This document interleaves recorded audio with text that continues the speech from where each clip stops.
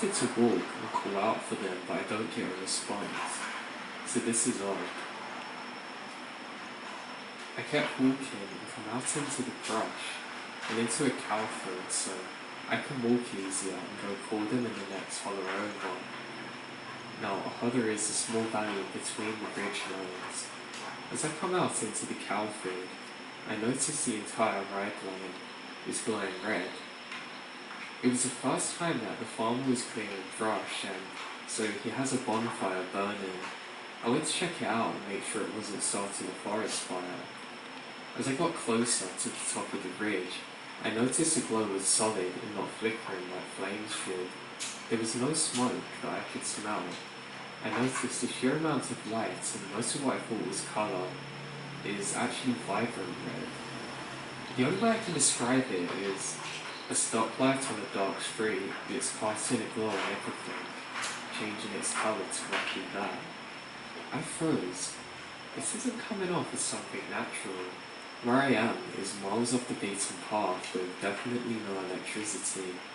It would have been possible for a lifted 4x4 truck or tractor to get there, but no way would it make this much light without a lot of vehicles lined up with the parking brakes on.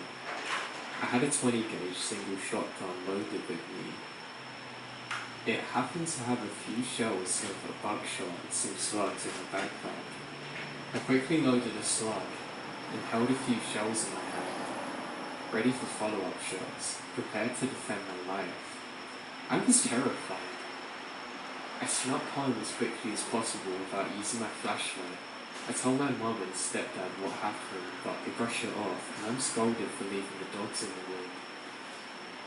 I guess he thought I was just lazy and didn't want to go after them. The next day, I went back and looked for any signs of what I might have seen. Now there was absolutely nothing out of the ordinary. No burnt areas, no tyre tracks, nothing.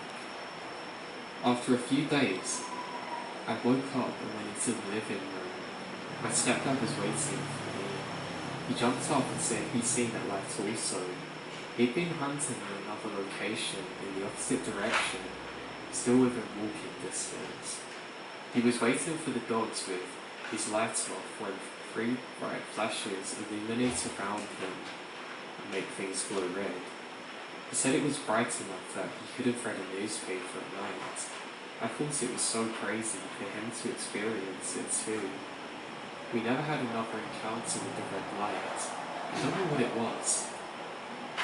I'm not saying it was aliens, possibly military or something, but I literally have no idea what this thing was.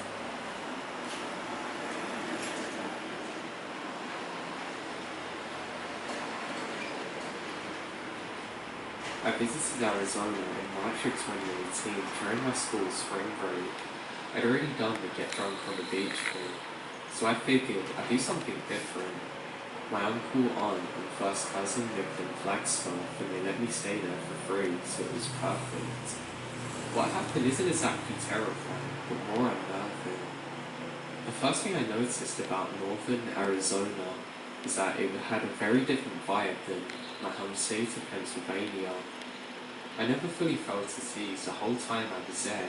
Right off the bat, my uncle told me a few stories about people dying in strange ways and going missing unexplainably. Now, around 2 days into the trip, my uncle and I spent a long day exploring several interesting sites. We went to Walnut Canyon, where there are some cliff dwellings, and then to the Sunset Crater, where NASA actually rehearsed the moon landings. When we're hiking up, an astronaut of 7